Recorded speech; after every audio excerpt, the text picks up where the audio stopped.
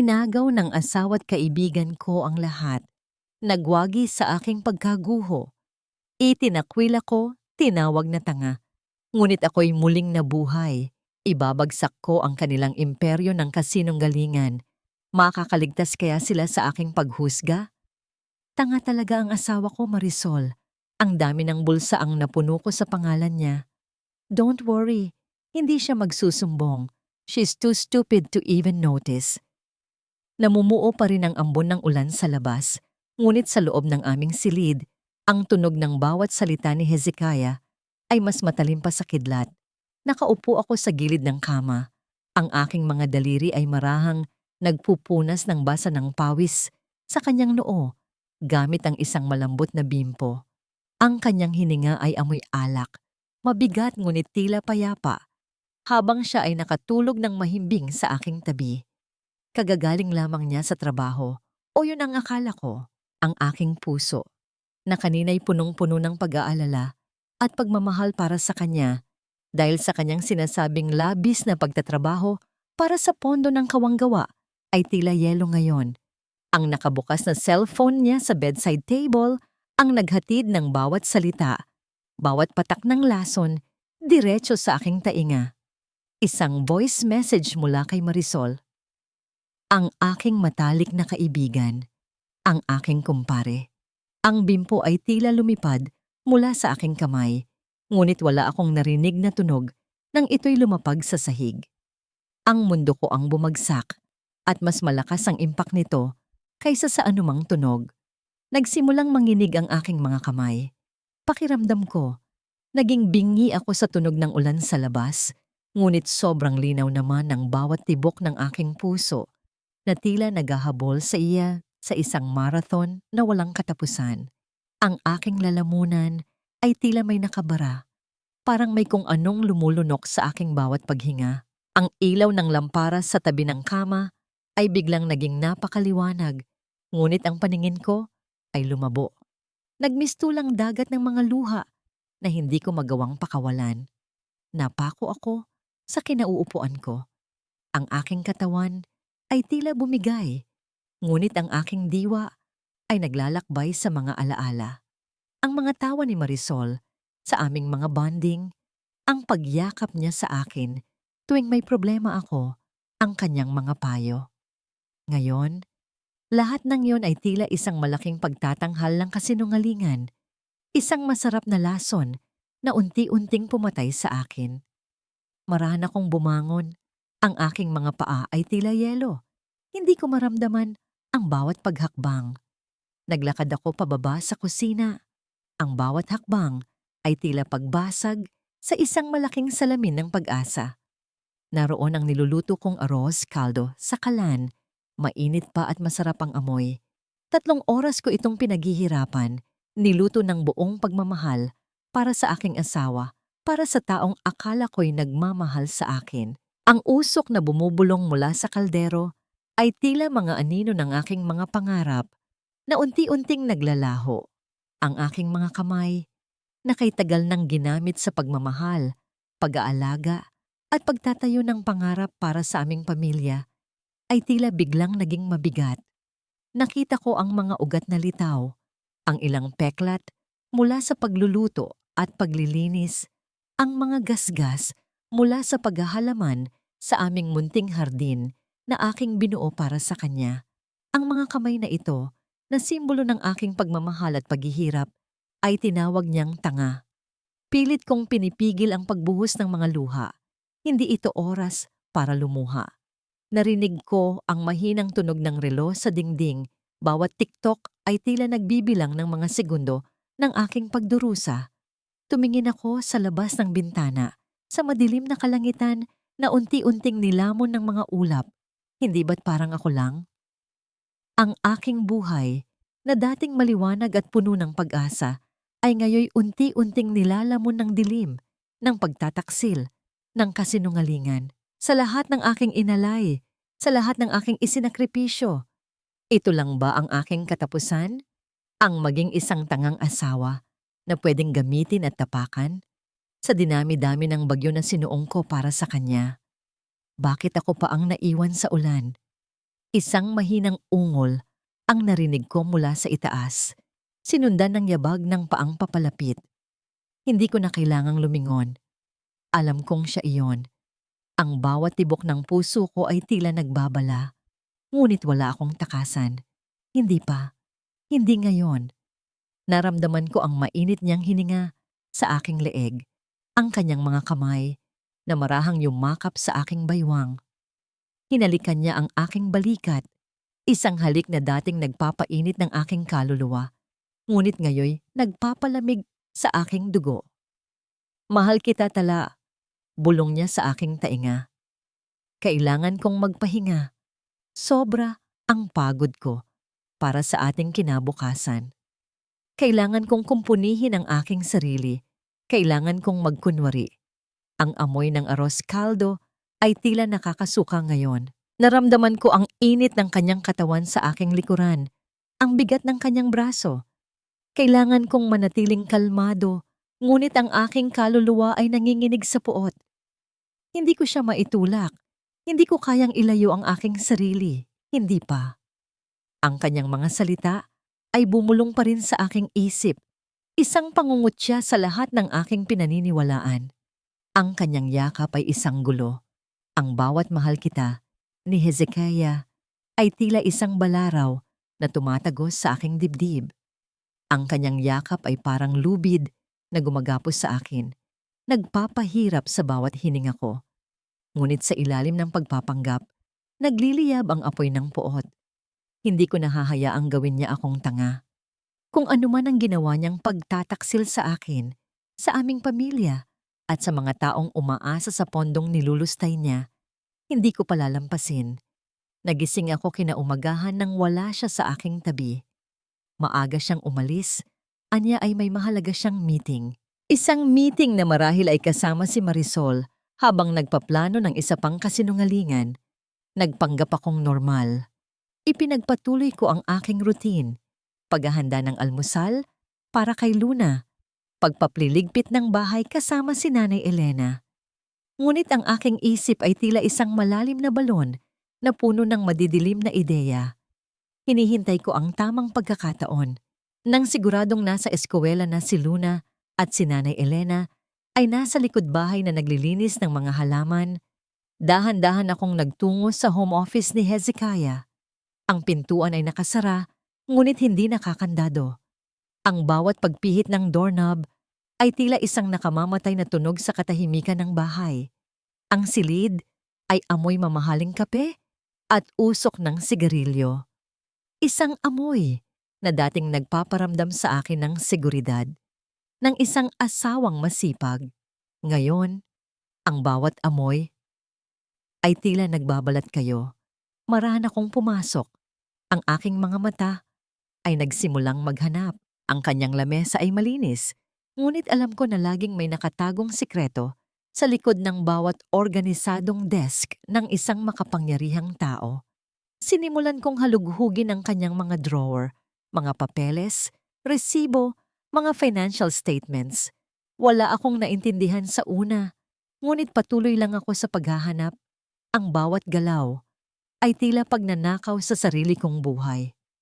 At doon, sa ilalim ng isang tumpok ng mga magazine tungkol sa politika, ay nakita ko ang isang lumang folder. Isang brown folder na may nakasulat na Medical Records, Elena Reyes, Elena Reyes. Ang pangalan ng aking ina. Ang aking kamay ay nanginginig nang buksan ko ito.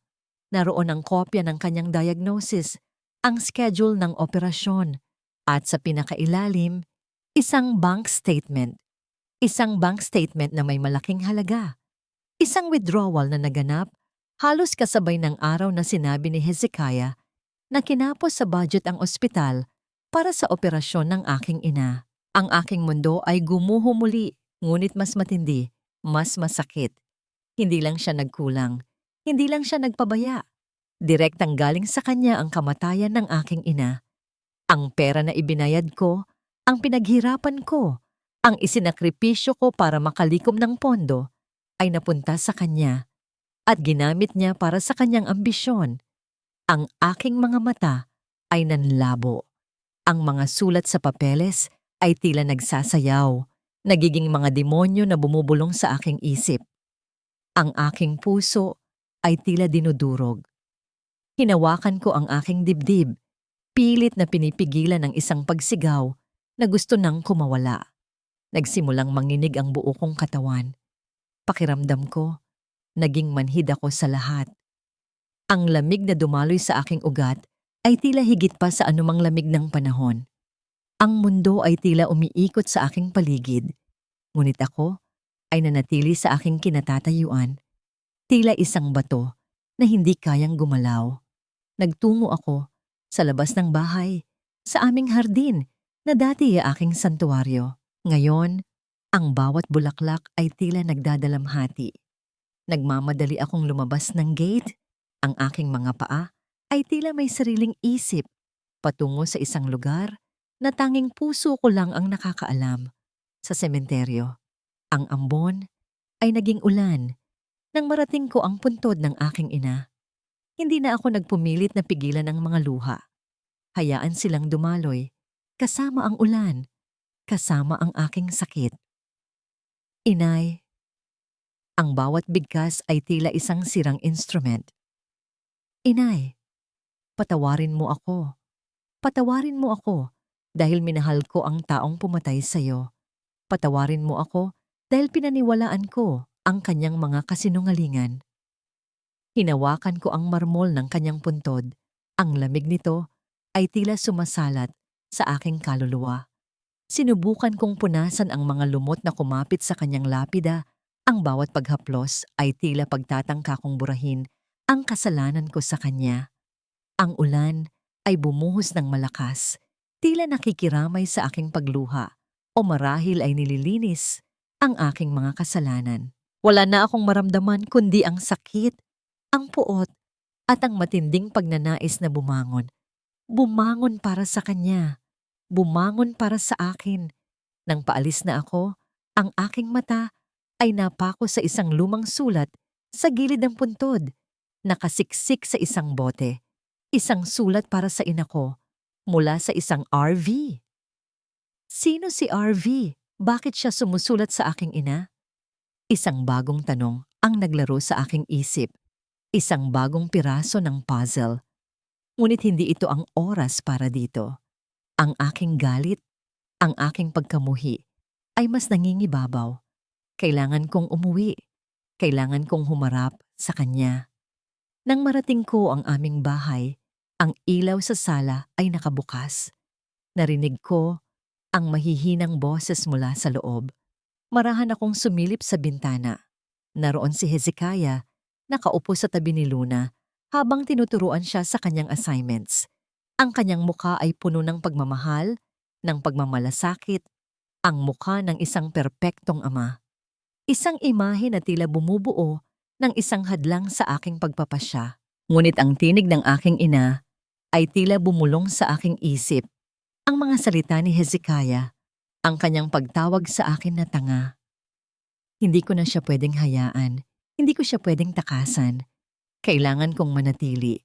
Kailangan kong tapusin ang larong ito para kay Luna, para kay Inay, para sa akin.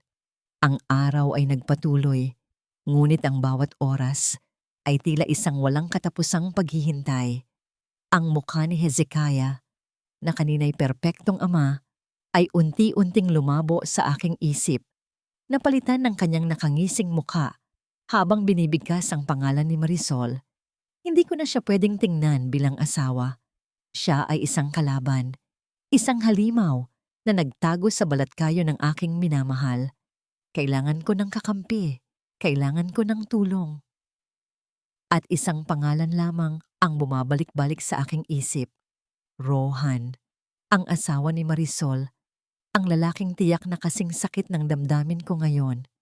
Nagtungo ako sa isang lumang kafe sa isang sulok ng Maynila, malayo sa mga matataong lugar sa Makati. Ang amoy ng murang kape at lumang papel ay sumalubong sa akin.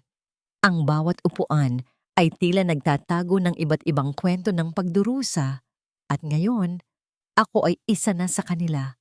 Naroon siya, nakaupo sa isang sulok, Ang kanyang mukha ay seryoso habang nakatingin sa kanyang laptop. Ang kanyang mga mata ay tila pagod, ngunit may lalim na nagpapahiwatig ng kanyang matalim na isip. Si Rohan. Nang lapitan ko siya, nagulat siya. Nagtaas siya ng kilay. Ang kanyang mga mata ay nanliit habang pinagmamasdan ako. Siguro, inaakala niya na isa akong abogadong ipinadala ni Hezekiah o isang babaeng umiiyak para sa kanyang asawa. May pagtataka sa kanyang tinig. Mrs. Talareyes, anong ginagawa mo dito? Ang aking lalamunan ay tila baog. Ang bawat salita ay pilit kong nilalabas. Kailangan nating mag-usap, Rohan. Alam kong pareho tayong niloko. Iniabot ko sa kanya ang kopya ng bank statement at ang lumang folder ng medical records ng aking ina. Ang mga kamay ko ay nanginginig habang inilalagay ang ebidensya sa lamesa. Wala akong karapatan na humingi ng awa sa kanya. Gusto ko lang ng katarungan. Pinagmamasdan niya ang mga papeles. Ang kanyang mukha ay nagbago. Mula sa pagtataka, naging galit, at pagkatapos ay isang malalim na sakit. Ang kanyang mga mata ay nanliit. Hinawakan niya ang kanyang sentido, tila pilit na pinipigilan ng isang pagsabog. Elena Reyes, ang nanay mo? Bulong niya. Ang kanyang boses ay puno ng pagkabigla. Pero paano? Ang pera sa operasyon niya. Bulong ko. Naging simula ng kanilang lahat. Ang unang suhol. May sakit sa kanyang mga mata. Isang sakit na alam kong nararamdaman ko rin. Tiningnan niya ako, hindi na bilang asawa ng kalaban, kundi bilang isang kapwa-biktima. Isang kasamahan sa giyera. Tumango siya, dahan-dahan, ang kanyang mga mata ay tila nagbabasa sa aking kaluluwa. Ang pagdududa sa pagitan namin ay unti-unting nawala. Napalitan ng isang tahimik na pag-unawa. Walang salita ng pagmamahalan. Walang awa. Tanging pag-unawa sa sakit na ibinahagi namin. Hindi ko alam kung anong plano mo, Mrs. Reyes, sabi niya. Ang kanyang boses ay kalmado na ngayon, ngunit may matinding pagnanais sa katarungan. Ngunit handa akong tulungan ka. Hindi para sa'yo, hindi para sa akin, para sa lahat ng biktima, para sa katarungan. Naramdaman ko ang isang mainit na agos ng luha sa aking pisngi. Hindi ko napigilan. Ngunit nang makita niya ako, hindi siya nagsalita. Hindi siya nagtanong. Kinuha niya ang isang lumang panyo mula sa kanyang bulsa. Ang tela ay lumana, ngunit malinis, at iniabot niya sa akin. Isang tahimik na galaw, isang senyas ng pakikiramay. Hindi kami lovers, hindi kami magiging. Kami ay mga sundalo sa iisang laban. Tumango lamang ako, pinupunasan ang aking mga luha. Ang panyo ay may amoy na matamis na vanilya at tinta. Isang kakaibang kombinasyon na nagdala ng kaunting ginhawa sa aking puso. May isa pa akong narinig, sabi ko. Minsan, narinig kong binabanggit ni Hezekiah ang isang USB Black. Tila natatakot siya na hawak ito ni Marisol. Naningkit ang mga mata ni Rohan. USB Black? Alam ko ang tungkol dyan. Akala ko isang urban legend lang. Kung totoo yan, pwede itong pumatay sa kanya. Ngunit nasaan ito? Tanong ko. Ang aking tinig ay halos pabulong. Iyon ang kailangan nating malaman, sagot niya. Ito ang ating unang misyon. Nang lumabas ako ng kafe, ang sikat ng araw ay tila mas maliwanag kaysa kanina. May pag-asa. May paglaban, may kakampi ako. Ngunit nang makabalik ako sa aming subdivision, ang nakita ko ay tila isang malamig na hampas ng katotohanan. Ang sasakyan ni Marisol ay nakaparada sa driveway. Sa sala, naroon siya. Nakaupo sa aming sofa, may hawak na tasa ng tsa. Nakatawa siya kasama si Luna, ang aking anak na babae. Tila siya ang ina sa bahay na yon.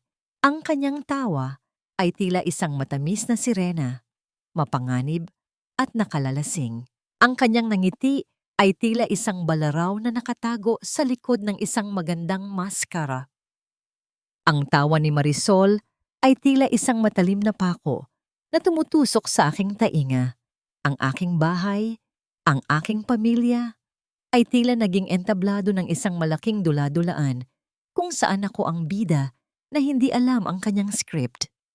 Ipinagpatuloy ko ang pagpapanggap. Ngumiti ako. Nagkunwari akong masaya sa presensya niya. Ang bawat salita na lumalabas sa aking bibig ay tila lason. Ngunit kailangan kong lunukin ang lahat para sa aking plano. Oh, Tala! Ang tagal mo naman! Nag-aalala na kami ni Luna. Bungad ni Marisol. Ang kanyang nangiti ay tila mas matamis kaysa sa karaniwan.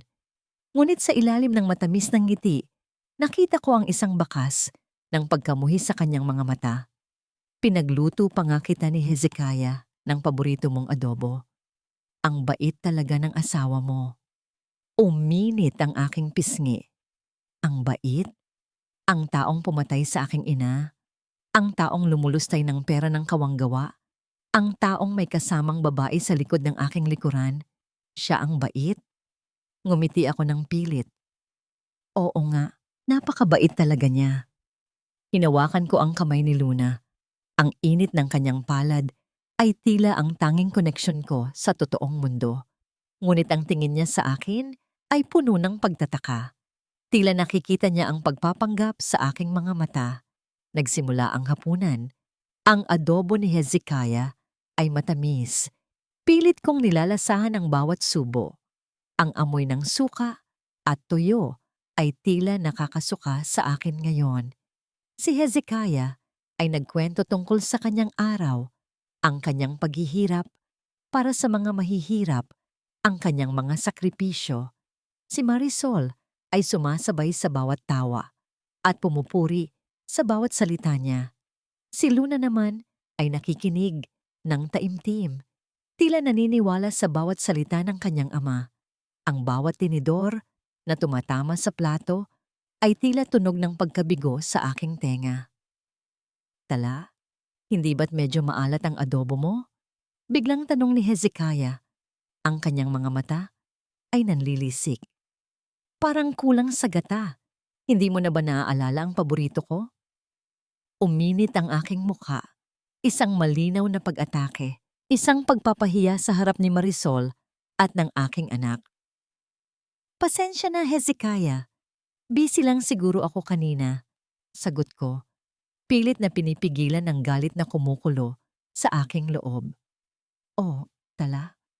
Okay lang yan. Tao lang. Siguro, marami lang talaga siyang iniisip. Hindi katulad ng iba na nakatuon lang sa bahay.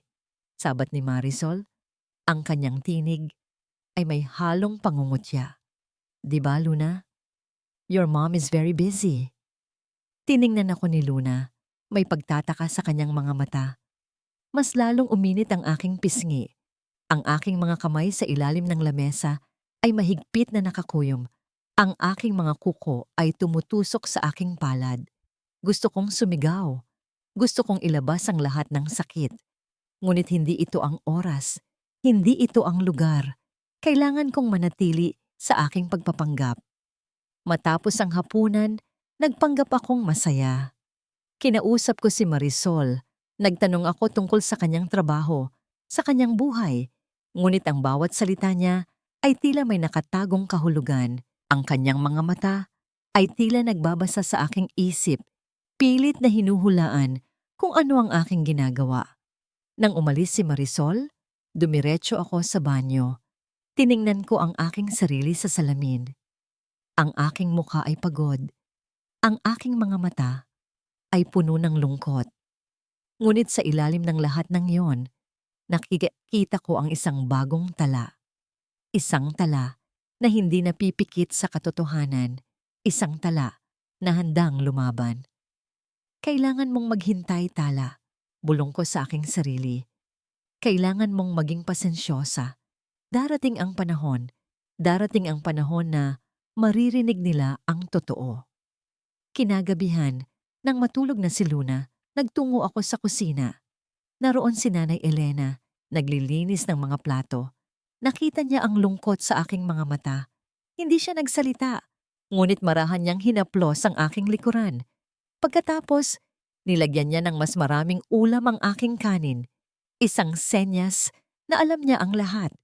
Isang simpleng galaw, ngunit nagbigay ito ng lakas sa aking puso. Si Nanay Elena ang aking tanging kakampi sa bahay na ito. Nak, huwag kang mag-alala, bulong niya. Alam kong malakas ka. Nandito lang ako. Biglang bumukas ang pinto ng sala. Si Hezekiah, ang kanyang muka ay seryoso.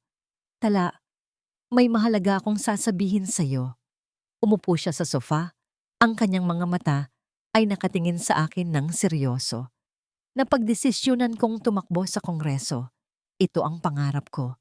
Ito ang pangarap natin. Naramdaman ko ang lamig na dumaloy sa aking ugat. Ang kongreso? Ito ang simula ng kanyang tunay na kapangyarihan. Pero Hezekiah, paano ang pondo? Saan tayo kukuha ng pera? Mayroon tayong isang paraan. Ang lupa ng mga magulang mo.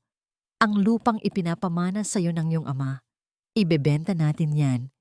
Ito ang ating tiket sa kinabukasan. Ang lupa ng aking ama. Ang tanging alaala ko sa kanya.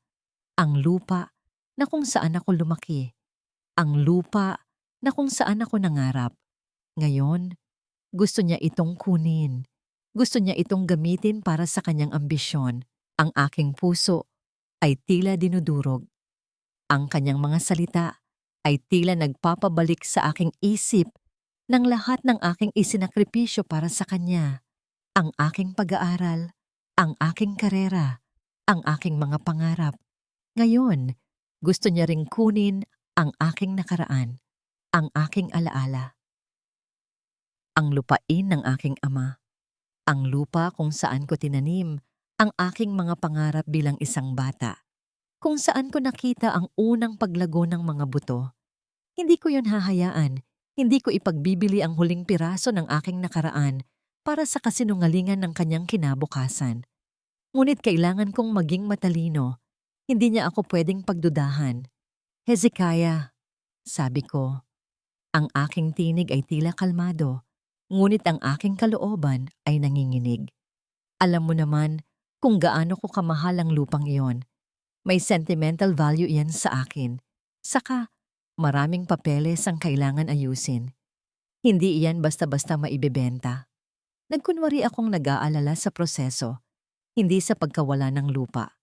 Ang kanyang mga mata ay nanliit, tila nagdududa, ngunit hindi niya ako kayang kontrahin. Alam niyang totoo ang sinasabi ko tungkol sa mga papeles. Sige, bulong niya. May bahid ng inis sa kanyang tinig. Ngunit kailangan mo itong ayusin kaagad. Bawat minuto ay mahalaga sa akin. Umalis siya, iniwan akong mag-isa sa sala. Ang kanyang amoy ng pabango at kapangyarihan ay tila nanatili sa hangin. Sa pag-alis ni Hezekiah, papunta sa kanyang mahalagang pulong, naramdaman ko ang isang malalim na paghupa ng pagdaramdam. Oras na. Oras na para simulan ang aking sariling pagbangon. Mabilis kong kinuha ang aking lumang sketchpad at lapis. Ang bawat guhit ay tila nagbabalik ng buhay sa aking mga kamay. Naramdaman ko ang pagdaloy ng init sa aking mga ugat, ang muling paggising ng aking pagkatao. Ilang oras pa tinawagan ko si Aling Nena, ang aking dating kliyente at kaibigan. Ang kanyang tinig ay naghatid ng tuwa nang marinig niya ako. Tala, nako, akala ko hindi ka nababalik sa pagde-design. Mayroon akong munting garden na gusto kong ipagawa sa'yo. Yung tipong simple lang, pero may puso. Ang kanyang mga salita ay tila musika sa aking tainga. Ang una kong hakbang, ang aking munting hardin ng pag-asa. Nang araw na yon, matapos akong makipagkita kay Aling Nena at tanggapin ang project, nagtungo ako sa mall. Sa unang pagkakataon, matapos ang matagal na panahon, hindi ako bumili ng damit para kay Luna o polo para kay Hezekiah. Dumiretso ako sa makeup section. Bumili ako ng isang Thoisan. Isang kulay pulang Thoisan na matagal ko nang gustong bilhin, ngunit laging inilalaan ang pera sa iba. Pinahid ko ito sa aking mga labi sa harap ng salamin sa tindahan at sa unang pagkakataon, Sa napakatagal na panahon, ngumiti ako. Isang tunay na ngiti, hindi pilit. Ang aking refleksyon ay tila hindi na ang dating tala na basag ang puso, kundi isang tala na handang lumaban. Nang gabing iyon, dumating si Rohan. Nagkita kami sa isang parking lot. Sa dilim, na tila mga magnanakaw ng katarungan. Iniabot niya sa akin ang isang maliit na device, hindi mas malaki kaysa sa aking hinlalaki. Ito ang kailangan mo, bulong niya. Isang voice recorder. May kakayahan itong mag-record ng ilang araw ng walang tigil. Ilagay mo sa ilalim ng lamesa ni Hezekiah. Sa office niya, malalaman natin ang lahat ng kanyang binabalak. Ang aking kamay ay nanginginig habang hawak ang device. Ito ang aking sandata. Ito ang aking pag-asa. Tumango ako kay Rohan. Ang aking mga mata ay puno ng pasasalamat. Salamat, Rohan. Bulong ko. Salamat sa tiwala. Nagpabalik-balik sa aking isip ang sinabi ni Rohan, Lolo Tinio. Ito ang pangalan na narinig niya mula sa mga koneksyon niya, isang matandang politiko na tila may malalim na koneksyon sa mga transaksyon ni Hezekiah. Isang bagong piraso ng puzzle na kailangan kong ayusin. Nang makauwi ako, ang aking puso ay tila isang tambol na malakas na pinupukpok sa aking dibdib. Hinihintay ko ang tamang pagkakataon. Nang matiyak kong mahimbing na ang tulog ni Hezekiah, dahan-dahan akong tumayo mula sa kama. Ang bawat hakbang ko ay tila paglalakad sa isang minahan. Bawat galaw ay may potensyal na sumabog. Marahan akong pumasok sa home office ni Hezekiah. Ang silid ay madilim. Tanging ang liwanag ng buwan mula sa bintana ang nagbibigay ng kaunting liwanag. Yumuko ako. Ang aking mga kamay ay naghahanap ng tamang lugar sa ilalim ng malaking mesa. Naramdaman ko ang malamig na kahoy sa aking mga daliri. Dahan-dahan kong ikinabit ang device. Ang bawat galaw ay tila walang tunog. Ngunit ang ingay sa aking isip ay tila napakalakas. Ngunit nang akmang tatayo na ako, narinig ko ang mahinang tunog ng pagpihit ng doorknob. Ang aking katawan ay nanigas. Naramdaman ko ang lamig na dumaloy sa aking ugat. Si Hezekiah. Nagsimula siyang pumasok sa silid. Ang kanyang anino ay tila lumalaki, papalapit sa akin. Hinawakan ko ang aking bibig, pilit na pinipigilan ang paghinga. Ang kanyang mga yabag ay tila mas mabagal, mas nakakatakot kaysa sa karaniwan. Tila may nararamdaman siya. Tala? Ang kanyang tinig ay malalim. Tila galing sa ilalim ng lupa. Gising ka pa? Naramdaman ko ang aking puso na tila gustong kumawala sa aking dibdib. Ang aking mga kamay ay mahigpit na nakakapit sa ilalim ng mesa.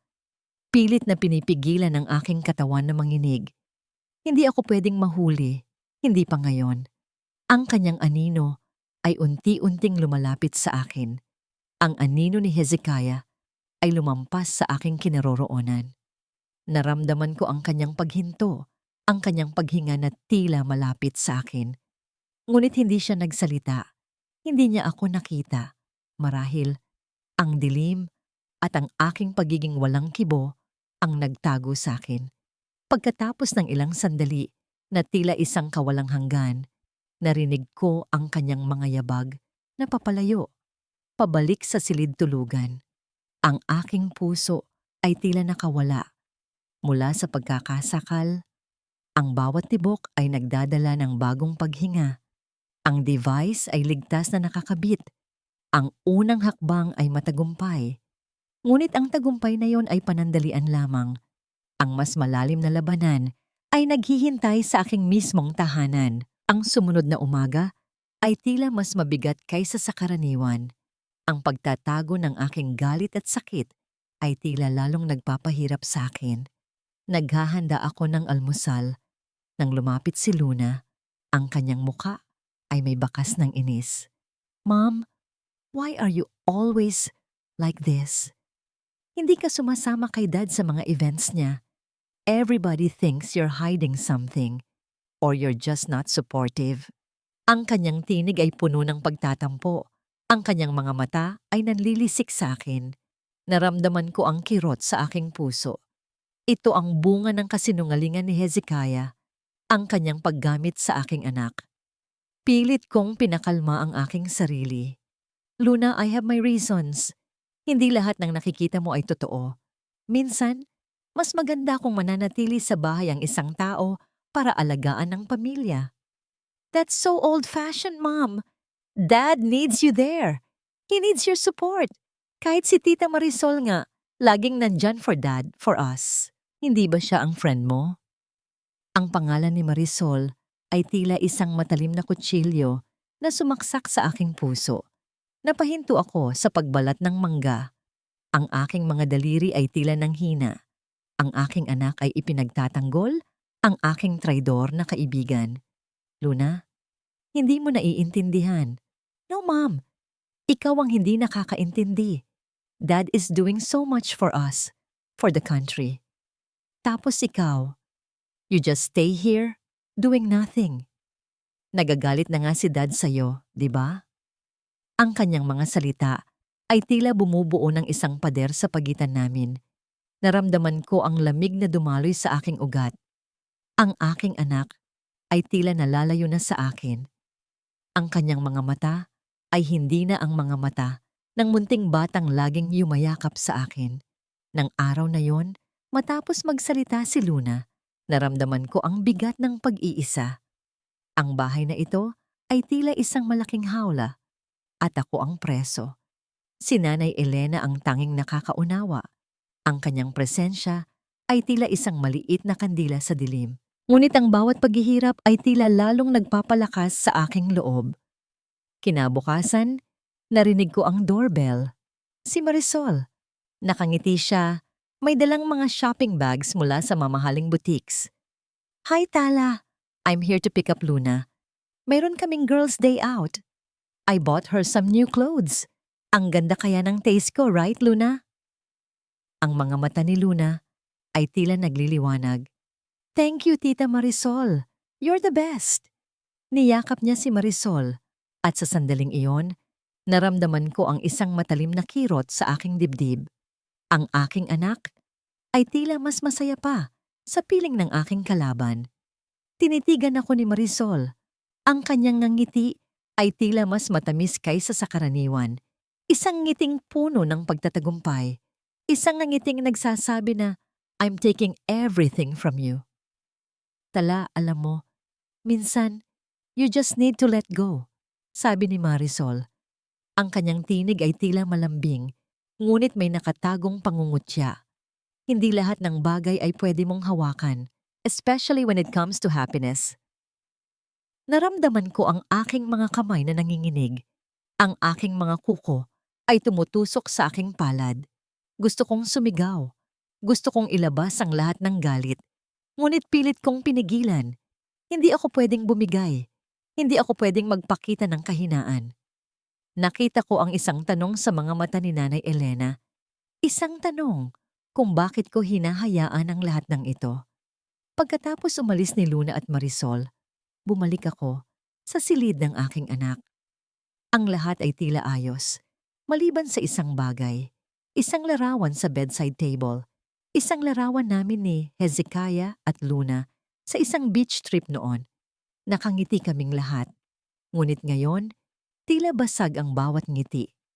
Ang kanyang aparador ay bukas at nakita ko ang isang bag na may laman ng kanyang mga damit. Hindi iyon para sa isang girls' day out. Ito ay para sa pananatili. Naramdaman ko ang lamig na dumaloy sa aking ugat. Pumunta ako sa kanyang kama at doon, sa ilalim ng kanyang unan, ay may isang maliit na sulat. Isang sulat na may nakasulat na, Mom, I'm staying with Tita Marisol for a while. I need space. Don't worry, I'm safe. I need to think. Ang aking mga kamay ay nanginginig habang hinawakan ng sulat. Hindi siya umalis para mag-isip. Kinuha siya. Inilayo siya sa akin. Ang aking anak. Ang aking dugo. Ngayon, nasa kamay ng aking kalaban. Naramdaman ko ang pagdaloy ng luha sa aking pisngi mainit at maalat. Ang sakit ay tila tumagos sa aking kaluluwa. Isang laro, isang masakit na laro. At ako ay nag-iisa. Wala akong magawa. Tiningnan ko ang damit na kanyang isinuot, isang uniporme na may bahagyang punit sa balikat. Ang uniporme na dati kong nilalabhan at pinaplansa ng buong pagmamahal. Wala akong ibang magawa, kundi ang pulutin ng unipormeng iyon. Nang gabing iyon, habang pinipilit kong itahi ang punit na uniporme ni Luna, ang bawat tusok ng karayom ay tila tumutusok sa aking puso. Ang mga luha ay patuloy na dumadaloy, malayang malaya. Ang bawat sinulid ay tila nagtatangkang isama ang aking mga pangarap na nawala. Ang bawat tahi ay tila nagtatangkang ayusin ang aking sirang puso. Ngunit paano ko aayusin ang isang bagay na tila nawasak na? Ang kanyang kwarto ay tahimik, ang kanyang presensya ay wala. Ang lahat ay tila nawala. Bakit ganoon? Bakit ganoon kasama si Marisol sa aking anak? Hindi ba sapat na si Hezekiah na ang kinuha niya? Ngayon, pati ang aking anak? Ang bawat tahi ay tila isang tanong. Anong mangyayari sa iyo, Luna? Sasamahan mo ba siyang maging katulad ng iyong ama? Ang iyong silid ay walang tunog. Ang buwan ay tila nagtatago sa likod ng mga ulap. Ang kanyang kwarto, ngayon ay tila kasing lamig ng aking dibdib. Ang bawat araw ay tila isang walang katapusang paghihirap nang wala si Luna sa bahay. Ang kanyang silid ay tahimik. Ang kanyang presensya ay tila isang butas sa aking puso. Ngunit ang sakit na ito ay lalo lamang nagpatigas sa aking kalooban. Hindi ko hahayaang mawala ang lahat sa akin. Hindi ko hahayaang manalo ang kasamaan. Nang gabing iyon, matapos ang isang tahimik na hapunan kasama si Nanay Elena, narinig ko ang pagbukas ng pinto ng aming silid-tulugan. Dumating si Hezekiah. Ang kanyang muka ay seryoso, at sa kanyang mga mata, nakita ko ang isang bakas ng pagdududa. Tala, sabi niya. Ang kanyang tinig ay may bahid ng panlalamig. Napansin kong parang may kakaiba sa accounting books natin at sa mga pinansyal mo. Biglang kumabog ang aking dibdib. Alam niyang gumagalaw ako. Alam niyang may tinatago ako. Pilit kong pinakalma ang aking sarili. Ano namang kakaiba, Hezekiah? Hindi ko naman inaatupag ang mga bagay na yan. Alam mo namang ikaw ang may kontrol sa lahat. Exactly? Sagot niya, ang kanyang mga mata ay nanlilisik. Pero may nakikita akong mga paggalaw ng pera na hindi ko maipaliwanag. Hindi kaya may tinatago ka? Ang kanyang tinig ay nilaan para marinig ni Nanay Elena na nagliligpit pa sa kusina. Isang pagbabanta, isang pagtatangka na guluhin ako. Wala akong tinatago, Hezekiah. Sagot ko. Pilit na pinipigilan ang aking galit. Kung mayroon man, baka sa gastos mo sa kampanya o sa mga project mo. Tumayo siya. Ang kanyang katawan ay tila lumaki. Isang anino na bumabalot sa akin. Huwag mong subukan, Tala. Huwag mo akong hamunin. Hindi mo alam kung anong kaya kong gawin. Ang kanyang mga mata ay tila apoy at sa sandaling iyon, nakita ko ang tunay na halimaw sa likod ng kanyang mapagkunwaring mukha. Kinabukasan, narinig ko ang isang sigaw mula sa kwarto ni Hezekiah. Nasaan? Nasaan ang lahat ng ito? Mabilis akong nagtungo doon. Nakita ko si Hezekiah na galit ang kanyang mga kamay ay gumugulo sa kanyang buhok. Nawawala ang mga alahas ko, ang mga mamahaling relo, nawala ang lahat ng ito. Naramdaman ko ang lamig na dumaloy sa aking ugat. Alam kong ito ay isang setup, isang patibong. Tiningnan niya ako. Ang kanyang mga mata ay puno ng pagdududa. Tala, ikaw lang at si Nanay Elena ang laging nasa bahay. Mayroon bang ibang nakapasok? Ang kanyang mga salita ay tila may nakatagong kahulugan. Alam kong gusto niyang isisi sa akin o kay Nanay Elena. Hindi ko alam, Hezekiah. Sagot ko. Pilit na pinipigilan ang aking galit. Pero bakit mo naman isisisi sa amin? Hindi kami magnanakaw. Bakit hindi? Ang dami mong gastusin lately, Tala. Kung ano-anong project ang kinukuha mo, baka kinukulang ka sa pera.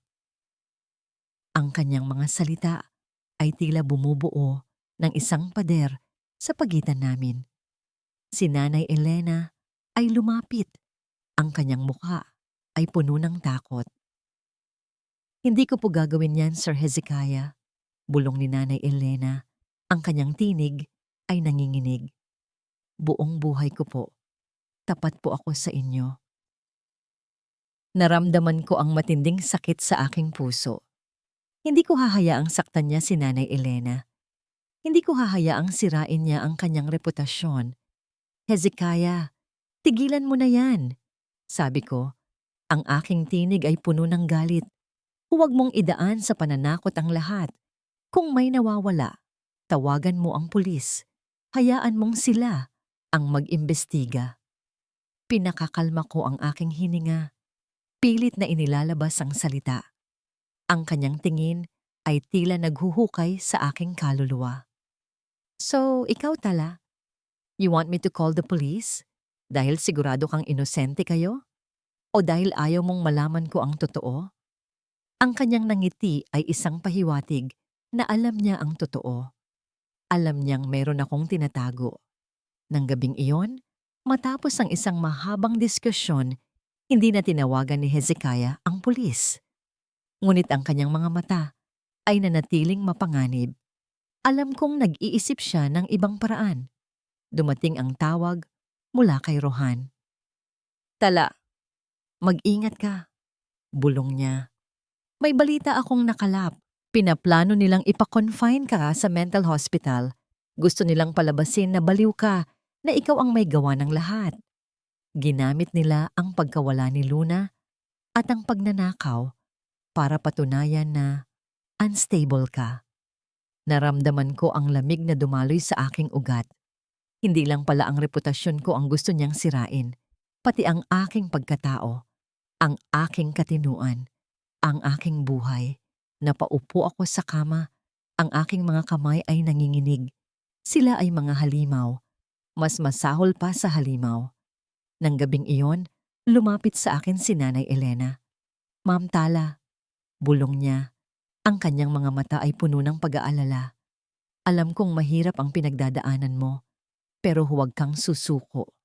Iniabot niya sa akin ang isang lumang sobre. Sa loob nito ay isang maliit na bankbook.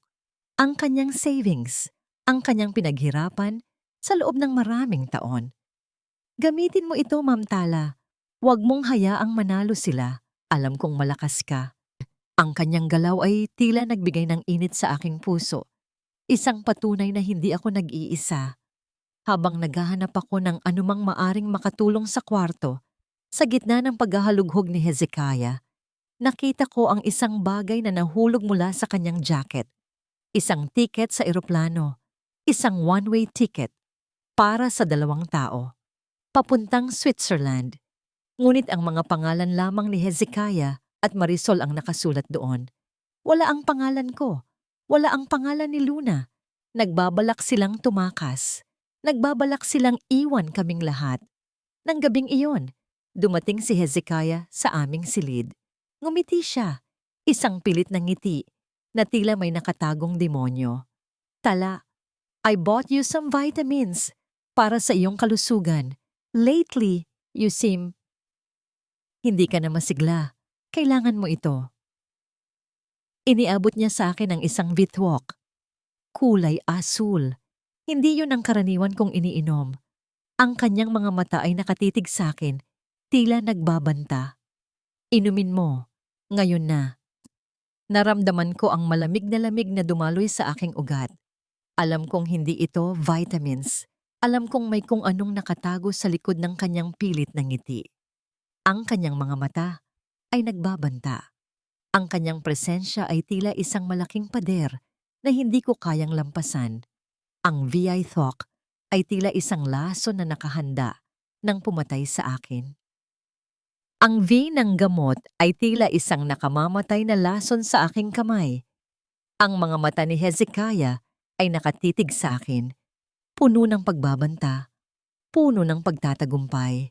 Alam kong ito ay simula ng kanyang balak na sirain ako, gawin akong baliw. Ngunit hindi ako susuko, hindi ako papayag. Hezekiah, I'm not feeling well, sabi ko. Pilit na pinipigilan ang aking galit. Masakit ang tiyan ko. Iinom ako mamaya. Nanlilisik ang kanyang mga mata. No, inumin mo ngayon. Kailangan mo yan. Para sa iyong kalusugan. Ang kanyang tinig ay malamig. Puno ng awtoridad. Naramdaman ko ang pagdaloy ng pawis sa aking noo. Kailangan kong mag-isip ng mabilis. Naramdaman ko ang paglapit ni Nanay Elena sa pintuan. Tila nagtatago. Ngunit alam kong nakikinig siya. Hezekiah, please, sabi ko. Ang aking tinig ay halos pabulong. I'm really not feeling well.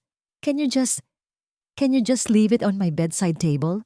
I promise I'll take it later. May bahid ng pagdududa sa kanyang mga mata. Ngunit sa huli, tumango siya. Inilagay niya ang gamot sa bedside table. Ang kanyang mga mata ay nanatili sa akin ng matagal. Pagkatapos ay lumabas siya ng silid. Nang makatiyak akong tulog na siya, dahan-dahan akong bumangon. Kinuha ko ang gamot at maingat kong inilabas ang laman nito. Inilagay ko sa isang maliit na panyo. Pagkatapos, marana akong lumabas ng silid at nagtungo sa kusina kung saan naghihintay si Nanay Elena. Ma'am Tala, bulong niya. Ang kanyang mukha ay puno ng pag-aalala. Anong nangyayari? Ipinakita ko sa kanya ang laman ng panyo. Hindi ito bitamina, Nanay. May kung anong masama siyang balak sa akin. Tumango siya, ang kanyang mga mata ay puno ng pagkaunawa.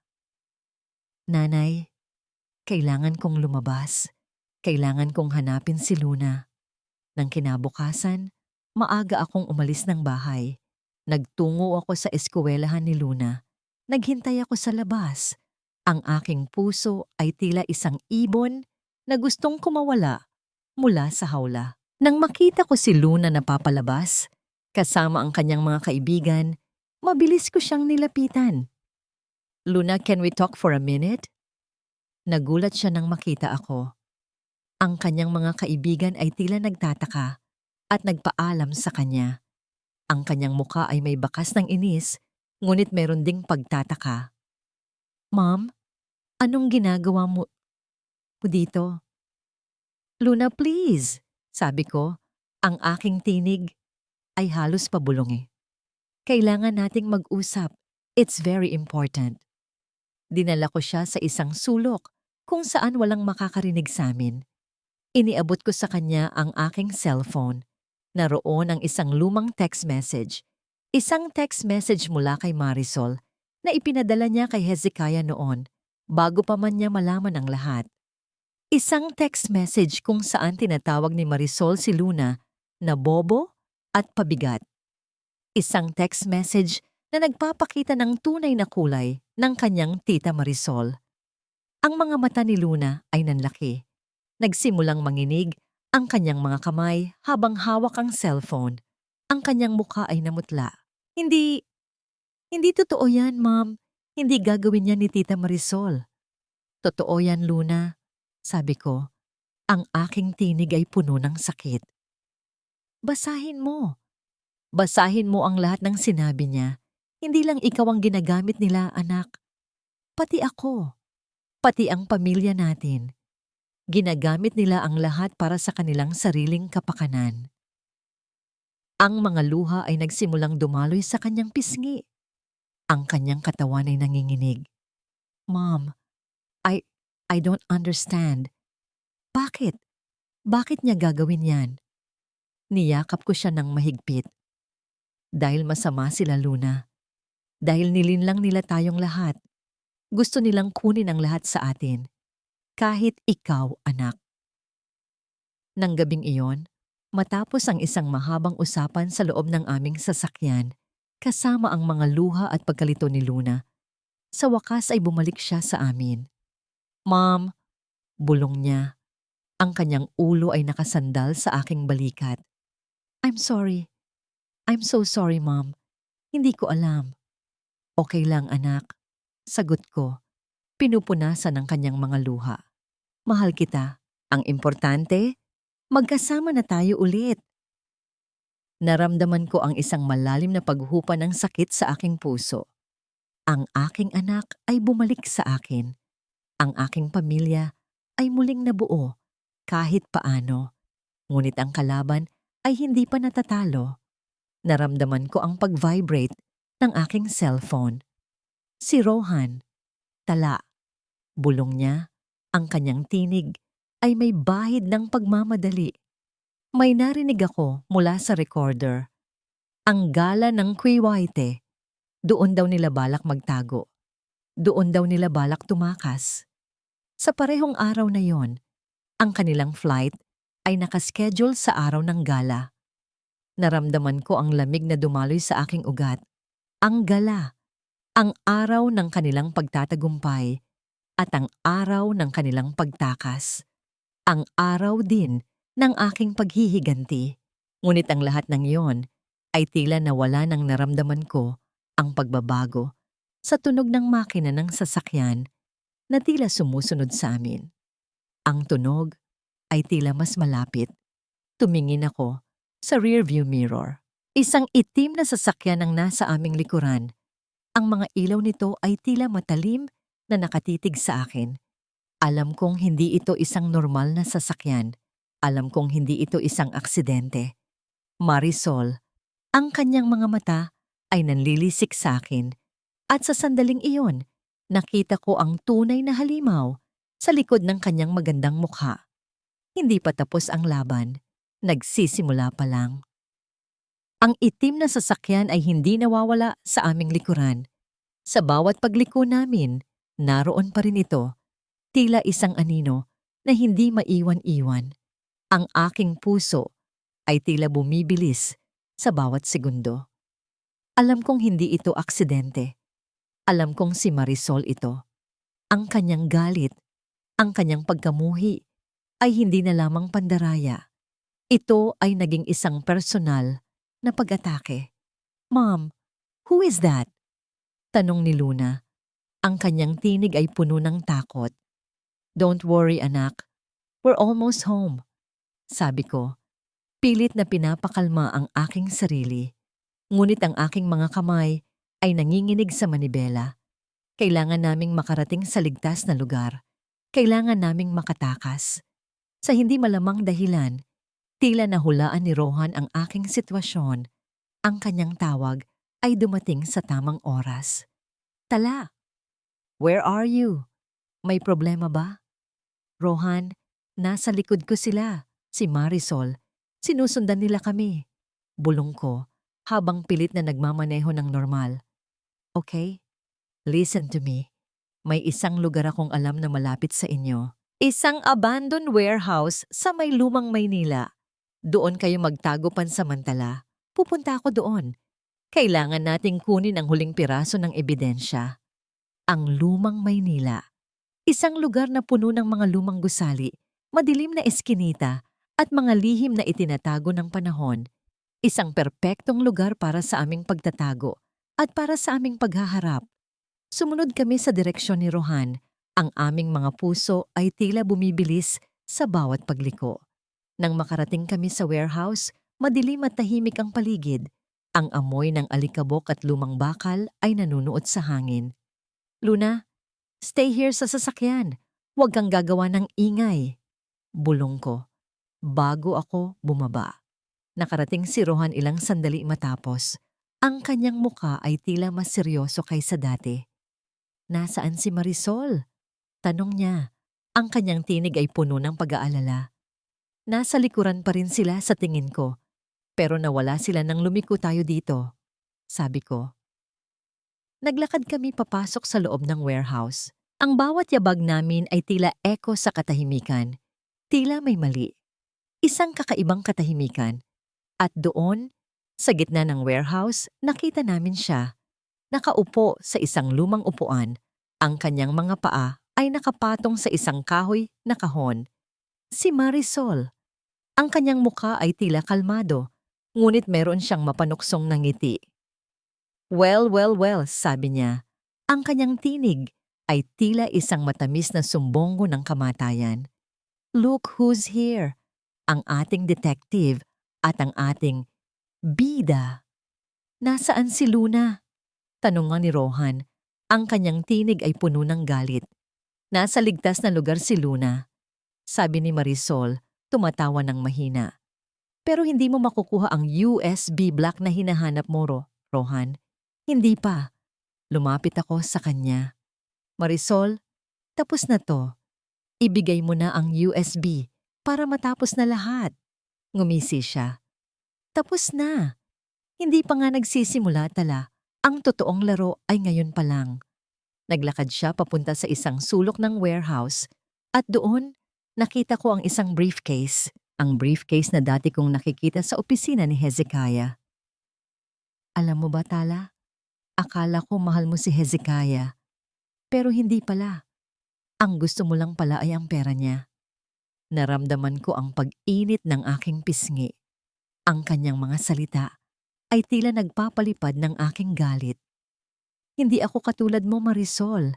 Hindi ko ibinebenta ang sarili ko. Oh, really? Sabi niya, tumatawa ng malakas. Ngayon, makikita natin ang tunay mong kulay. Binuksan niya ang briefcase at doon, sa loob, ay isang malaking halaga ng pera. At sa gitna ng pera ay isang larawan. Isang larawan ni Luna na natutulog. Sa tabi ng larawan ay isang maliit na kutsilyo. Naramdaman ko ang aking paghinga na tila huminto. Anong ginawa mo? Bulong ko. Ang aking tinig ay nanginginig. Nothing yet, sabi niya. Ang kanyang nangiti ay tila mas lumaki. Pero kung hindi niyo ibibigay sa akin ang flight details ni Hezekiah at ang account numbers, who knows what might happen to your precious daughter? Naramdaman ko ang galit na bumabalot sa akin. Ang galit na mas matindi pa sa anumang sakit na naramdaman ko. Ang galit na tila nagbibigay sa akin ng lakas. Hinawakan ko ang aking bag. Alam kong may isang bagay sa loob nito na makakapagligtas sa amin. Hindi mo kami magaganyan, Marisol, sabi ko. Ang aking tinig ay tila may determinasyon na ngayon. Tapos na ang lahat. Mabilis kong kinuha ang isang maliit na camera mula sa aking bag. Nakarecord na ito mula pa kanina. Nakarecord ang lahat ng kanyang mga banta. Nagulat si Marisol. Tila hindi niya inaasahan ang aking paglaban. Ano yan? Sigaw niya. Ito ang iyong katapusan, Marisol. Sabi ko. Ang aking mga mata ay nakatitig sa kanya. Ito ang iyong paghuhukom. Nang akmang tatakbo si Marisol, narinig namin ang tunog ng mga sasakyan sa labas. Ang mga pulis. Dumating si Rohan, kasama ang mga awtoridad. Nakita ni Marisol ang kanyang kapalaran. Ang kanyang mukha ay tila nawala ang lahat ng kulay.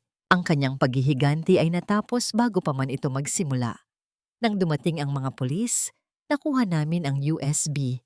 Ang USB na naglalaman ng lahat ng kasinungalingan, lahat ng korupsyon, ang lahat ng katotohanan, ang katotohanan na magpapalaya sa amin. Hinawakan ko ang kamay ni Rohan, hindi bilang isang lover, kundi bilang isang kaibigan, isang kasamahan sa laban. Naglakad kami palabas ng warehouse, dala ang aming tagumpay. Ang araw ay sumisikat. Ang liwanag ay tila nagbibigay ng bagong pag-asa. Ang ating paglalakbay ay malapit nang matapos. Ang paglabas namin mula sa madilim na warehouse patungo sa papalapit na bukang liwayway ay tila isang paglalakbay mula sa kadiliman patungo sa liwanag. Ang bigat ng mga huling araw ay tila unti-unting naglalaho. Ngunit alam kong hindi pa ito ang katapusan. Mayroon pang isang huling laban na kailangang harapin. Ang pinakamahalaga, ang pagharap sa taong minsang minahal ko, ang taong naging dahilan ng lahat ng aking pagdurusa. Tala, sabi ni Rohan. Ang kanyang tinig ay malumanay. Handa ka na ba? Tumango ako. Ang aking mga mata ay nakatingin sa papalapit na araw. Oo, Rohan. Handa na ako. Nang gabing iyon, hindi na ako natulog. Sa halip, naghanda ako. Bumalik ako sa bahay. Tinitiyak na walang nakakakita sa akin. Ang bahay ay tahimik. Si Hezekiah ay tiyak na naroon pa rin. Marahil ay naghahanda para sa kanyang dakilang araw. Ang gala. Ang araw ng kanyang pagpapanggap. Ngunit ngayon, ang pagpapanggap na yon ay malapit nang matapos. Bumaba ako sa aking aparador kung saan nakatago ang aking mga dating damit, ang aking mga pangarap. Hinanap ko ang isang damit, isang Filipiniana terno. Hindi ito ang pinakamahal, hindi ito ang pinakamakulay. Ngunit ito ay gawa sa pinong hibla. Mayroon itong mga borda na tila naglalaman ng mga kwento ng aking pagkatao.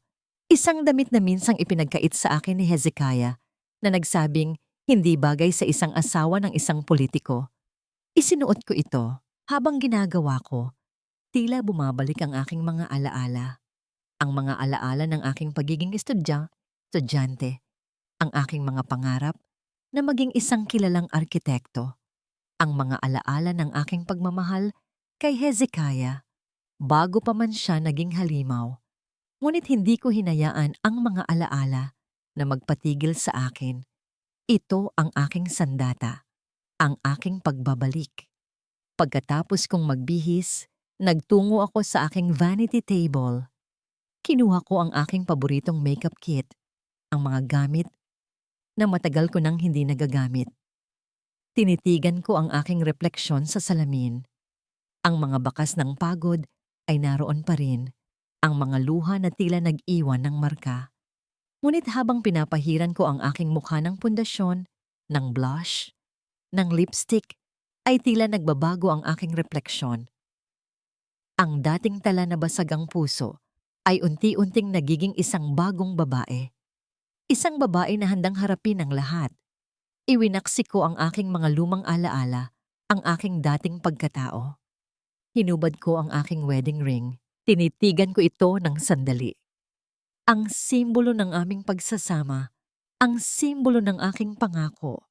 Ngunit ang pangakong yon ay nabasag na. Ang pagsasamang yon ay naging kasinungalingan.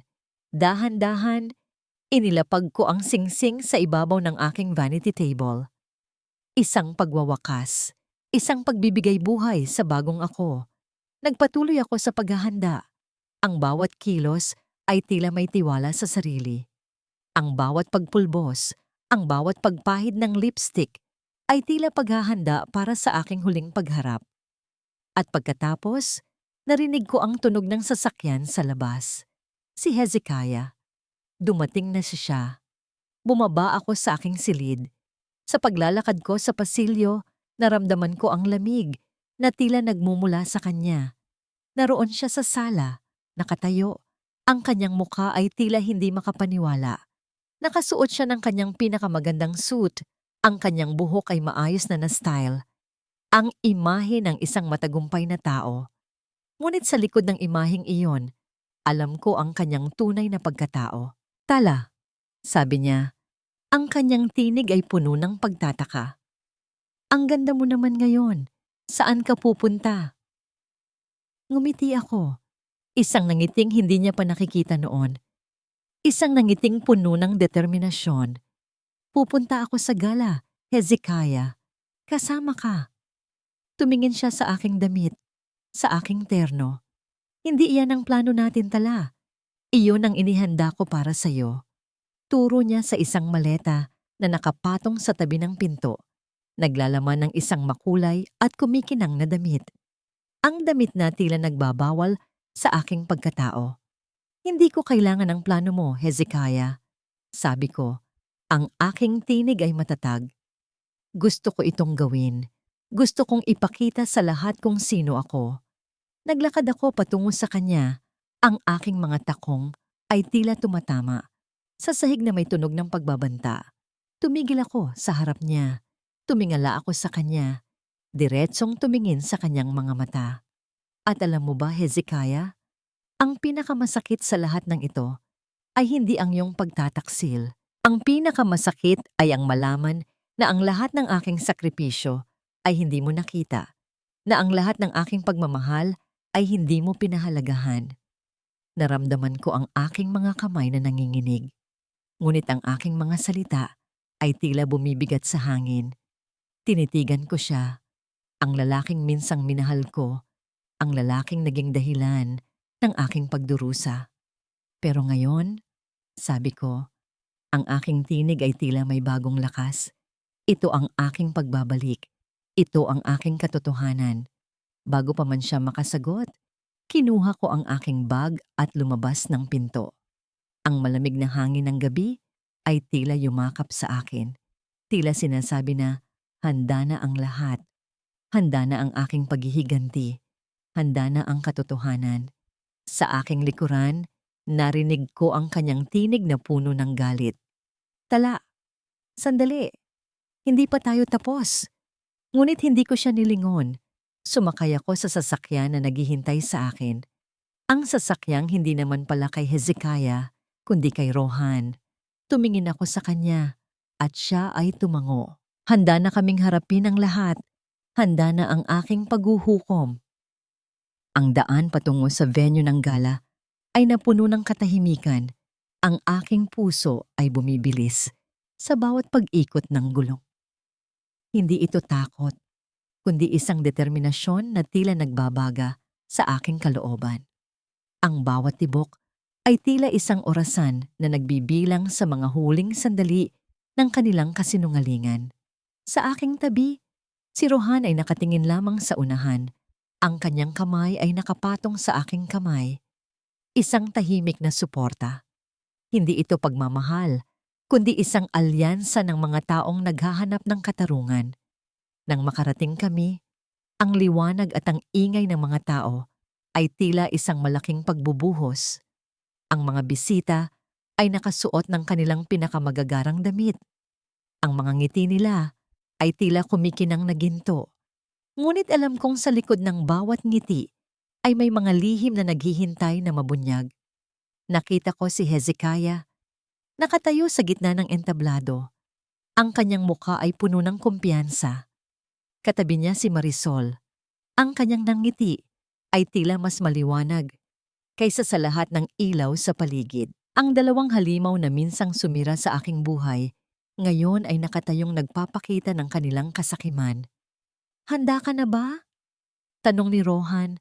Ang kanyang tinig ay mahinahon, ngunit may bigat. Tumango ako. Handa na ako. Umupo kami sa isang tagong mesa, malayo sa sentro, ngunit may malinaw na tanaw sa entablado. Ang bawat sandali ay tila tumatagal ng isang siglo. Narinig ko ang simula ng talumpati ni Hezekiah. Ang kanyang mga salita ay puno ng mga pangako, ng mga kasinungalingan, ng pagpapanggap. Pinupuri niya ang kanyang sarili, ang kanyang trabaho, ang kanyang misyon para sa mga mahihirap. Samantalang ang katotohanan ay kabaligtaran. Nang matapos si Hezekiah, si Marisol naman ang umakyat sa entablado. Ang kanyang talumpati ay tungkol sa kahalagahan ng pagtitiwala at pagkakaisa. Nakita ko ang pagtataka sa mga mata ng mga bisita. Tila may alam na sila. At pagkatapos, dumating ang sandali nang biglang nagdilim ang buong bulwagan at ang malaking screen sa likod ng entablado ay nagbukas. Hindi ang mga video ng kawanggawa na dapat sana ay ipapalabas, kundi isang video clip. Ang video na nakuha namin mula sa opisina ni Marisol. Ang video kung saan sila ni Hezekiah ay nagbibilangan ng pera, nagtatawanan habang pinag-uusapan ang mga mahihirap na pasyente. Ang kanilang mga salita ay nakakagimbal. Sila na ang mga parasitiko, sabi ni Hezekiah sa video habang tumatawa. Kami ang nagbibigay sa kanila ng buhay, tapos sila pa ang nagrereklamo. Exactly, sabi ni Marisol. Bakit ba tayo magpapadaig sa kanila? May pera tayo, may kapangyarihan tayo. Ang bulungan ay nagsimulang kumalat sa buong bulwagan. Ang mga ngiti ay nawala. Napalitan ng pagkabigla at pagkasuklam. Nakita ko ang mukha ni Hezekiah na unti-unting namutla. Ang kanyang mga mata ay naghahanap, nagwawala. Si Marisol naman ay tila nawalan ng imik. Ang kanyang muka ay puno ng takot. Doon na ako lumapit. Gamit ang aking lakas, ang aking determinasyon, naglakad ako patungo sa entablado. Habang ako ay papalapit, ang lahat ng mga mata ay nakatingin sa akin. Ang aking terno ay tila nagniningning sa ilalim ng mga ilaw. Ang aking muka ay kalmado, ngunit ang aking puso ay bumibilis. Nang makarating ako sa entablado, kinuha ko ang mikropono mula sa kamay ni Hezekiah. Ang kanyang kamay ay nanginginig, ang kanyang mga mata ay puno ng pagsusumamo, ngunit wala na akong maramdaman kundi ang malamig na hangin ng katarungan. "Magandang gabi po sa inyong lahat," sabi ko. Ang aking tinig ay malakas at malinaw. Ako po si Tala Reyes, ang asawa ni Hezekiah Reyes.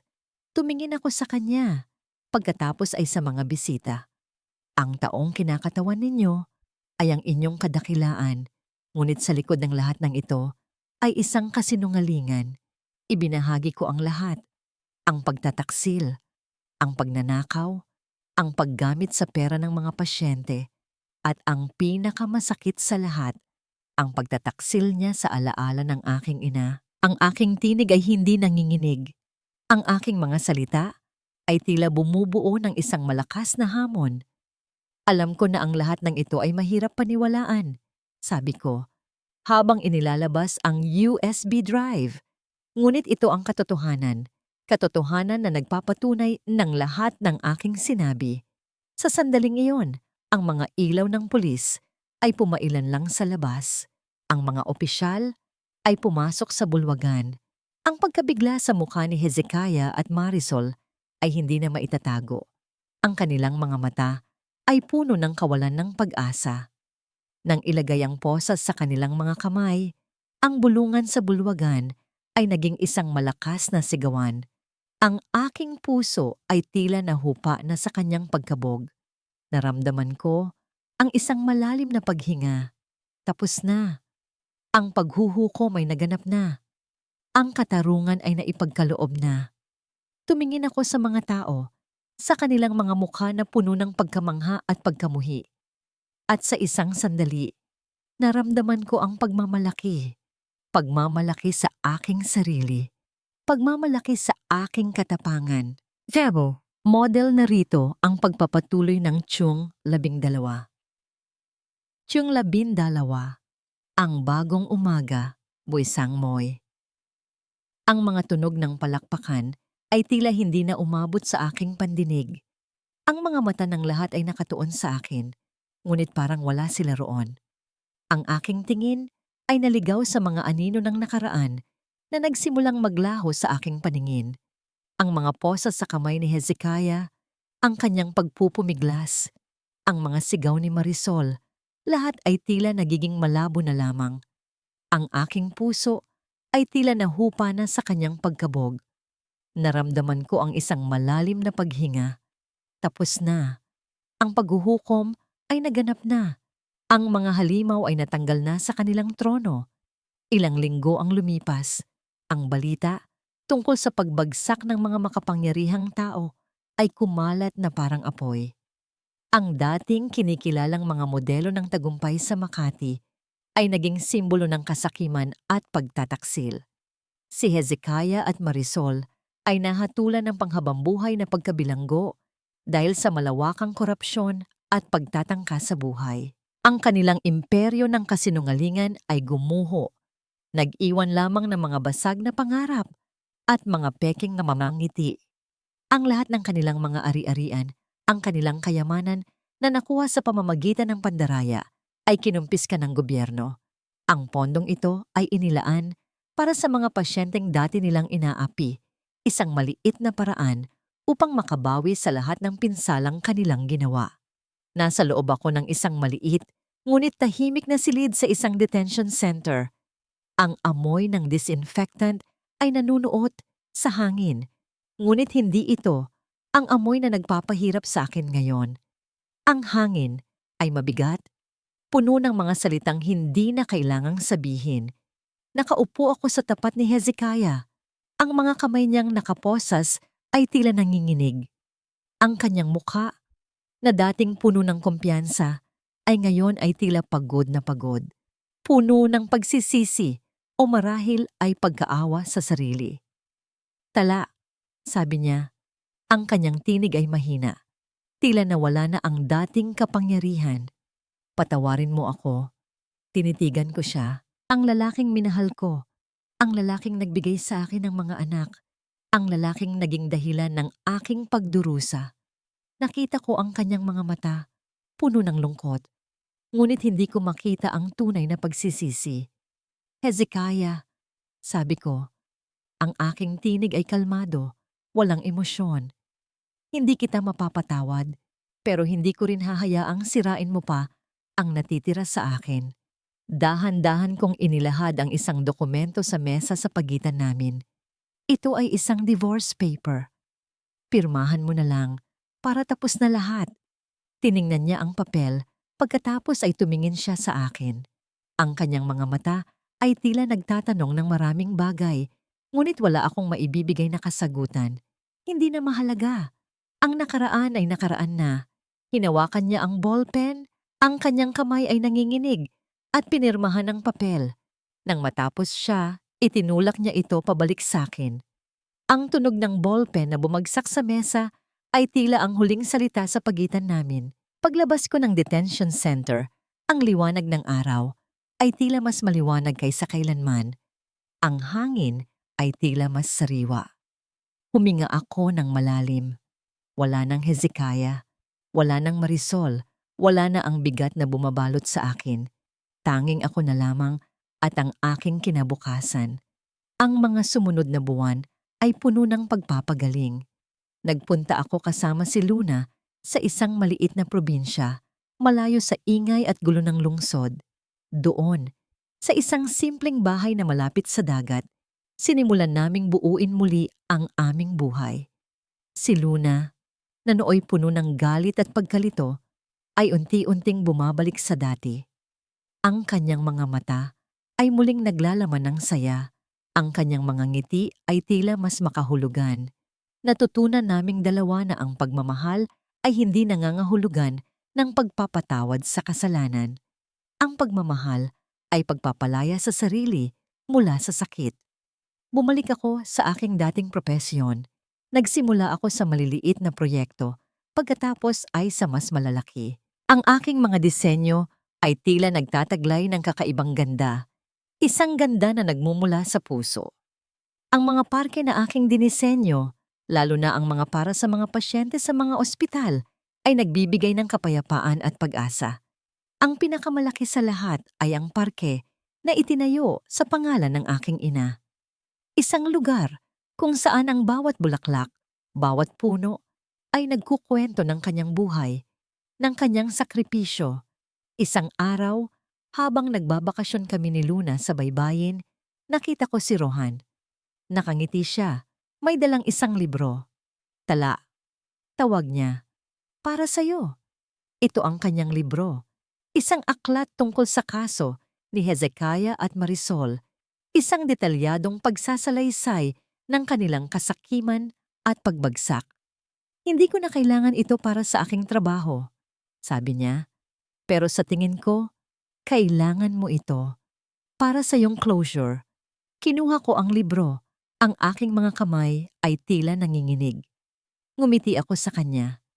Hindi bilang isang potensyal na kasintahan, kundi bilang isang kaibigan, isang kapwa mandirigma. Salamat, Rohan. Para sa lahat. Naglakad siya palayo. Ang kanyang mga yabag ay unti-unting nawala sa malawak na dalampasigan.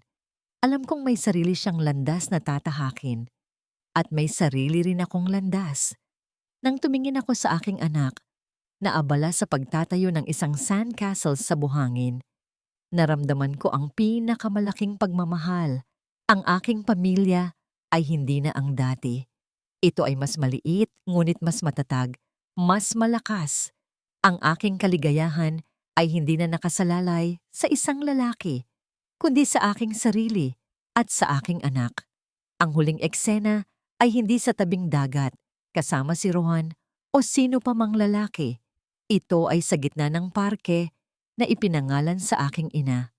Nakatayo ako, ang aking terno ay tila nagniningning sa sikat ng araw, hindi bilang simbolo ng paghihiganti, kundi bilang simbolo ng aking pagkabuhay muli. Sa aking tabi, si Luna, na ngayon ay isang masiglang binatilyo, ay nakangiti. Ang mundo ay mabagsik, ngunit hindi kami natinag. Ang aming kwento ay nagpapatunay. Ang babae ay maaring magsakripisyo ng lahat, ngunit kapag ang kanyang dignidad ay dinurog at ang katarungan ay ipinagkaila, siya ay magiging pinakamalakas na mandirigma. Ang aking paglalakbay ay nagtapos, hindi sa isang kasal, kundi sa isang bagong umaga. Isang bagong umaga na akin. 5 taon ang lumipas. Ang dating tala, ang asawang nagtago sa likod ng kanyang pangalan, ay tila isang malayong alaala na lamang. Ngayon, ang pangalan ni Tala Reyes ay hindi lamang isang pangalan. Ito ay isang tatak. Isang tatak ng tagumpay, ng katatagan, at ng pagbabagong buhay. Nakatayo ako sa gitna ng pinakamalaki kong proyekto, ang Elena Reyes Memorial Healing Garden, na matatagpuan sa isang malawak na lupain sa tabi ng isang malaking pampublikong ospital. Ang bawat sulok ng harding ito ay puno ng buhay, mga bulaklak na kumikinang sa sikat ng araw, mga puno na nagbibigay ng lilim, mga maliliit na lawa kung saan tila naglalaro ang mga isda. Ito ang aking obra maestra, ang aking regalo sa mundo, at ang aking paraan ng pagbibigay pugay sa aking ina. Ang bawat piraso ng lupa dito ay naglalaman ng aking pawis, aking luha, at higit sa lahat, aking pagmamahal. May mga doktor at nurse na naglalakad sa mga daanan, kasama ang kanilang mga pasyente. Nakikita ko ang pagbabago sa kanilang mga mukha, ang pagkalma, ang pag-asa. Ito ang aking tunay na kasiyahan, ang makapagbigay ng kapayapaan sa mga taong nagdurusa. Ang aking pangalan ay kilala na ngayon hindi lamang sa Pilipinas, kundi maging sa ibang bansa. Ang aking mga disenyo ay tila nagiging inspirasyon, isang paalala na sa bawat pagsubok mayroong bagong simula. Tala, isang pamilyar na tinig ang narinig ko. Lumingon ako. Nakatayo si Rohan sa di kalayuan, may hawak na isang makapal na aklat.